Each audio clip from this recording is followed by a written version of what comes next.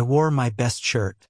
It had a small tear near the sleeve, but I stitched it carefully the night before. I even polished my old shoes until they shined. It was a big day, a day I dreamed of for years. When I walked into the wedding hall, everything looked rich and bright. People in fine clothes, laughing, music playing. I felt proud. My chest was full. Then I saw the chair with my name. It had a small card on it. Low Educane, it said. I froze. I blinked twice, thinking maybe my eyes were playing games. But no, that's what it said.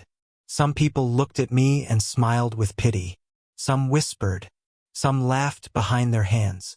I wore my best shirt, the blue one with tiny faded flowers. It had a small tear near the shoulder, but I stitched it the night before, careful not to let the thread show. I shaved, combed my hair back with oil, and put on my old brown shoes, the ones I kept in a box so they'd last longer. They still fit, though the sole had started to crack. I polished them until they shined, like I was preparing for something holy. The wedding hall was big, bigger than any place I had ever been in. Lights everywhere, flowers hanging like rain from the ceiling. People moved around in shiny clothes, perfumes filled the air, and everything felt so far from my world. I stood there for a moment, not sure where to go, holding the small paper invitation in my hand like a lifeline. Someone guided me to my seat. They smiled politely, didn't speak much. I followed them with quiet steps, holding my breath. Then I saw the chair. There was a white card on it with my name, except it wasn't just my name. It said Low Educane underneath. I stared at it. At first, I thought maybe it meant something else. Maybe it was the name of a guest beside me. Maybe it was a joke. But no, that label, printed neatly in black ink, was meant for me. I didn't say anything. I sat down slowly, folding my hands in my lap. My heart was beating in my throat. Around me, people were laughing, smiling for pictures, taking videos. I sat still, watching the happiness that floated all around like bubbles. Nobody asked me how I felt. A few people looked at the card, then at me and gave a small awkward smile. Some just passed by as if I wasn't even there. One man chuckled softly, then turned away. I kept thinking about that word, low educane. Maybe they meant low education. Maybe it was a mistake. But that mistake hurt more than I expected. It felt like a heavy stone dropped on my chest. All I could hear in my mind was every insult I had ever swallowed quietly. Every time someone looked down at me because I didn't speak English well. Every time I stood at the back of a room so I wouldn't embarrass anyone. I thought about how I raised him, how I worked jobs that broke my back and left my hands rough like old rope. I remembered the nights I skipped meals so he could eat enough. I remembered when he was sick and I stayed up with him all night, holding a cloth to his forehead, praying in whispers. I remembered washing his school uniform by hand and drying it with the fan so he wouldn't be late. I remembered saving coins in a glass jar just so he could go on his school picnic. And now I was here, dressed in my best, sitting at his wedding, my heart full, but my seat labeled like I was nothing more than a reminder of the past he had outgrown.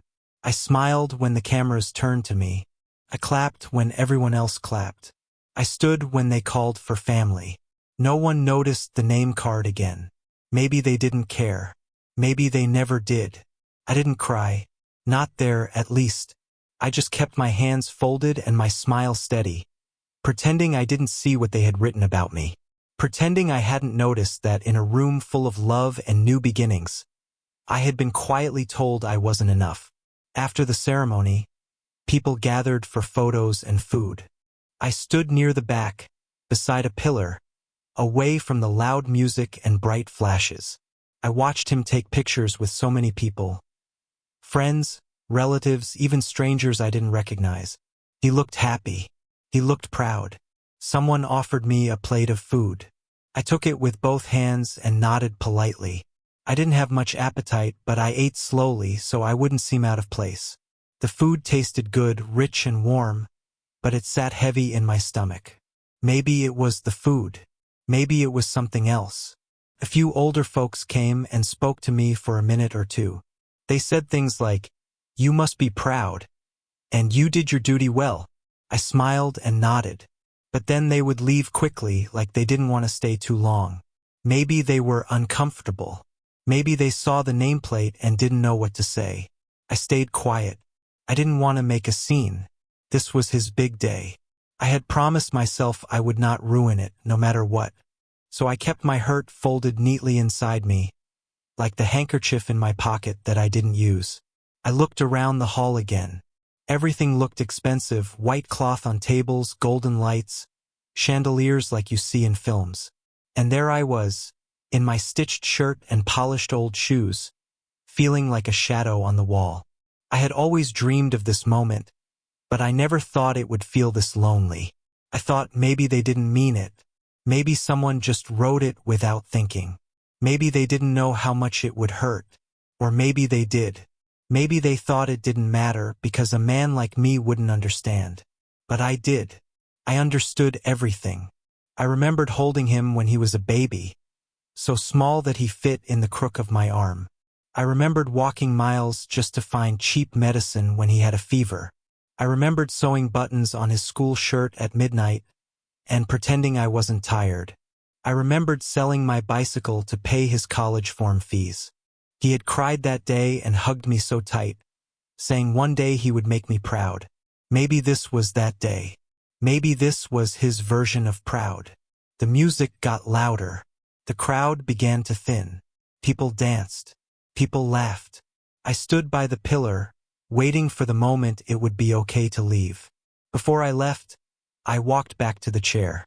I stood there for a moment, just looking at that small white card. I picked it up and held it in my hand. The paper was thick, smooth, expensive, like everything else that day. I didn't tear it. I didn't throw it. I just folded it slowly, neatly, like a letter I wanted to keep but never read again. I put it in my pocket and walked out into the night.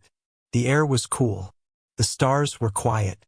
My shoes clicked softly against the pavement as I made my way home. No one called after me. No one noticed I was gone. The road outside was empty, just the sound of my steps and the rustle of the trees in the night wind. I walked slowly, not because I was tired, but because I didn't want to reach home too fast. Sometimes, silence feels kinder than four walls. I passed the little tea stall at the corner. It was closed now, but I could still smell old smoke and cardamom. I remembered how I used to bring him here on weekends when we had a little extra. Just a cup of tea and half a biscuit shared between us, and that was a treat. He'd swing his legs from the wooden bench and ask me questions about the world. I didn't always know the answers, but I made up stories just to see him smile. A street dog followed me for a bit. I gave him a gentle pat and whispered, "Go home, boy." He didn't understand, but he stopped following.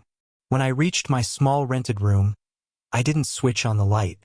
I sat down on the bed, took off my shoes slowly, and placed them by the door, side by side. I took the folded name card out of my pocket and held it in my hands for a long while.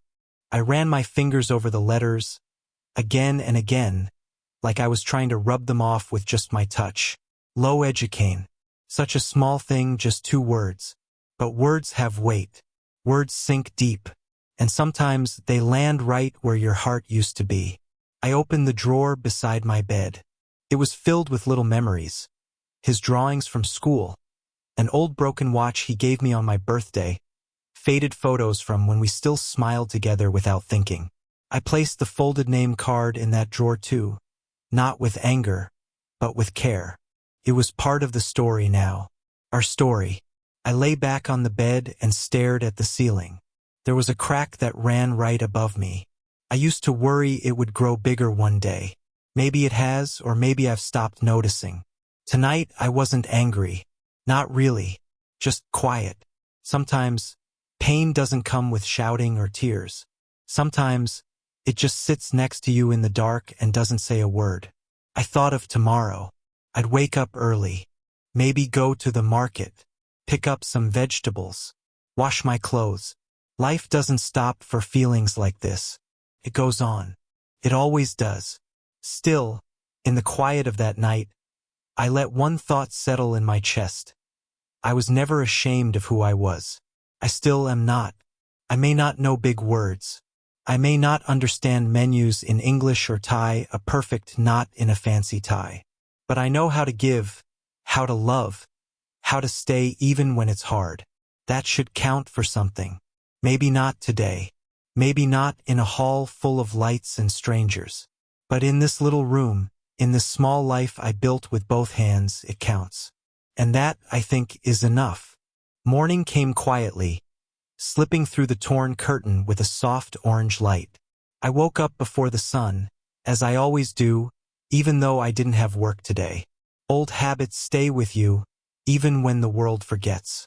I sat on the edge of the bed, rubbed my knees, and listened to the silence. There was no rush, no one waiting, but still I moved with purpose. I folded the blanket, swept the floor, and filled the kettle with water for tea.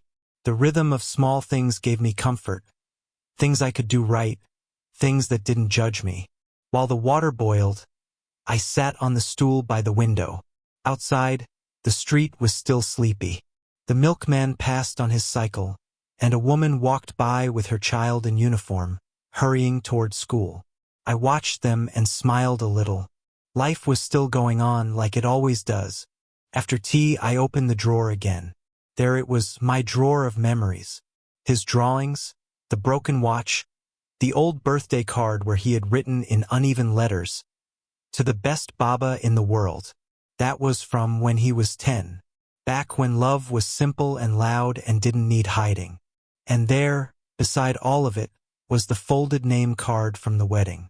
I stared at it for a long time. I didn't hate it. I didn't even hate the mistake. Maybe that was the saddest part. I had expected it, in a way. Not that exact card, not that exact word, but the feeling of being placed to the side, of being looked at like I didn't belong in the new life he had built. I had raised him to dream bigger than I ever could, to speak the language I never learned, to walk into rooms I'd never be invited into. But I had hoped that, when he finally got there, he would still look back, still see me. Maybe he did, just not the way I hoped. I didn't cry. My eyes stayed dry, like they had learned how to carry weight without spilling. I got up and got ready to go out, washed my face, wore a clean shirt, simple pants, sandals. I didn't need to go anywhere in particular. I just couldn't sit still. I walked to the temple down the street. I wasn't always religious, but I liked the peace there. I sat on the cool stone steps, listening to the sound of bells and murmured prayers. An old man beside me nodded in greeting. We didn't speak. We didn't need to. A little boy ran past me chasing a pigeon, laughing freely, without care. His laughter echoed in the courtyard, and for a moment, I felt something soften inside me. Not joy exactly, but something close.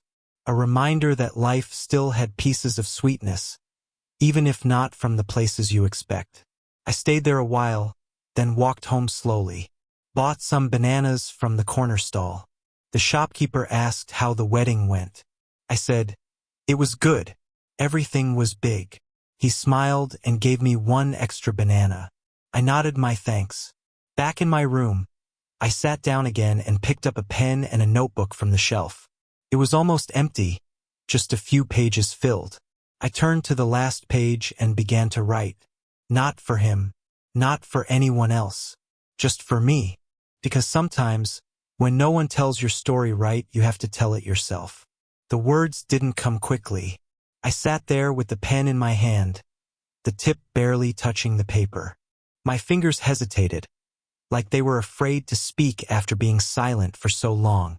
But slowly they began to move. I didn't start with pain. I didn't start with the name card. I started with the first time I held him in my arms. Tiny, crying, red-faced, wrapped in a thin blanket the hospital gave me. I wrote how I looked at him and didn't feel scared, just full of something I couldn't name back then, but now I know was love. The kind that doesn't ask for anything back. I wrote about the small kitchen in the back of the one-room house where I learned to cook rice without burning it, just so he would eat. I wrote about the night he had a fever so high I thought I would lose him, and how I stayed awake singing the same lullaby over and over, my voice shaking, my heart louder than my words. I wrote about all the small things people forget, the way he used to wait for me at the gate when I came back from work, the way he held my finger when crossing the road, the way he once saved his school biscuit to give to me because he said I looked tired. Page after page, I poured it out. The memories, the sacrifices, the laughter, the loneliness. Not dramatic, not fancy, just real, honest. My life written in my own rough handwriting. And when I finally reached the day of the wedding, I didn't skip the truth. I wrote about how beautiful everything looked, how proud I felt. And yes, I wrote about the nameplate. I wrote the words just as they were printed. Low Educane. I let them sit there on the page, plain and bare. I didn't dress them up. I didn't add anger or shame. I let them exist just as they did that day. Because that moment happened. And pretending it didn't would mean pretending part of me didn't exist. But then I wrote the next line. I may not have education from school, but I have a life that taught me everything I needed to love him right. And that was enough for me. I closed the notebook slowly, ran my hand over the cover, and placed it back on the shelf. Maybe no one would ever read it. Maybe it would sit there until time wore it thin. But it was written. It was real. It belonged to me. That evening I cooked a small meal, just rice and lentils, simple and warm. I ate while the radio played some old songs in the background. Songs that made me smile. Songs that reminded me of younger days when dreams were still being built and nothing had been lost yet. After dinner, I stepped outside and sat on the stone near the gate. The sky was clear. A few stars peeked through. Somewhere, a child was laughing in a nearby house. Somewhere, life was continuing without me. But I didn't feel left behind. I wasn't angry anymore. I wasn't even sad in the same way. I just felt quiet, steady. Sometimes, love is not returned the way you give it. Sometimes, people forget where they came from. But I didn't forget. I knew who I was. I knew what I gave. And in the still night, with the breeze brushing against my face, I told myself something I had never said out loud before. I did good. And that truth, quiet, humble, and mine, was finally enough. A few days passed. The wedding faded into memory for everyone else. Photos were posted, stories shared. Guests moved on with their lives. No one called me. No one asked how I was. That's okay. I wasn't waiting. Life returned to its usual rhythm. I woke up early, went to the market, did small repair work in the neighborhood, changing light bulbs, fixing leaking taps, sweeping shop fronts. People still smiled and called me Kaka or Baba, and I liked that. It was simple. No cards, no titles, no labels. One afternoon, as I was returning from work, a little girl from next door came running up to me. She was holding a piece of paper with messy colors on it. I made this in school, she said proudly. It's a picture of a father. My teacher said to draw someone who takes care of you. I looked at the drawing. The face was round, with too many teeth and big ears, standing next to a stick child holding hands. Underneath, in crooked handwriting, she had written, "He always shows up." Something inside me stirred. I didn't know what to say, so I just smiled and patted her head. She skipped away, humming to herself. That paper meant more to me than any fancy wedding card. No mistakes in spelling. No judgment. Just truth. That night, I took out my notebook again. I wrote just one sentence. Even when no one claps, love still stands. I left the rest of the page blank. It became my habit after that to write a sentence each day. Nothing long. Just little pieces of my life. Quiet truths. Things I had never told anyone. Not because I was ashamed, but because no one ever asked. One morning, while writing, I heard a knock at the door. I opened it and saw the postman, holding an envelope. It was clean, new, with neat handwriting on it. I took it with a nod and closed the door. Inside was a photo. It was from the wedding. A picture of me standing off to the side, clapping during the ceremony.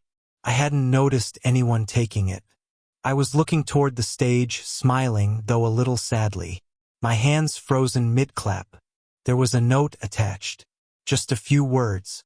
I saw you. Thank you. No name. No signature. Just that. I stared at it for a long time. My heart didn't race. My eyes didn't water. But I felt something loosen inside me. Not forgiveness, maybe, but a softness I hadn't let in for a while. I placed the photo beside the notebook. I didn't write anything that day. I didn't need to. Instead, I stepped outside and walked to the tea stall. I ordered 2 cups, even though I was alone. One for me, one for the memory of everything I had done. As the steam rose and the street carried on with its noise and dust and life, I raised the small glass of tea to no one in particular and whispered quietly, I was always enough, even when they didn't see it. And with that, I drank the tea slowly, letting it warm everything they had tried to make me forget. As the sun dipped low and the sky turned the color of old marigolds, I walked home with a calm heart. No grand endings, no big applause, just the sound of my own footsteps, steady and sure. Back in my room, I placed the empty glass down and looked at the little shelf where my notebook now sat beside the photo. I didn't need to open it tonight. The story had been written not for the world but for me. Every word, every memory, every silence that once hurt, now rested like folded clothes in an old cupboard, worn, familiar, and full of life. I turned off the light, lay down on my bed, and closed my eyes. I had raised a child with everything I had. My hands, my hunger, my hope. They may not write that in books or speak it on stages, but I lived it. Fully, quietly, proudly, and in the deep stillness of that night, with no spotlight, no music, and no name tag to wear, I finally knew. I hadn't been forgotten. I had just been too far ahead in love for them to catch up.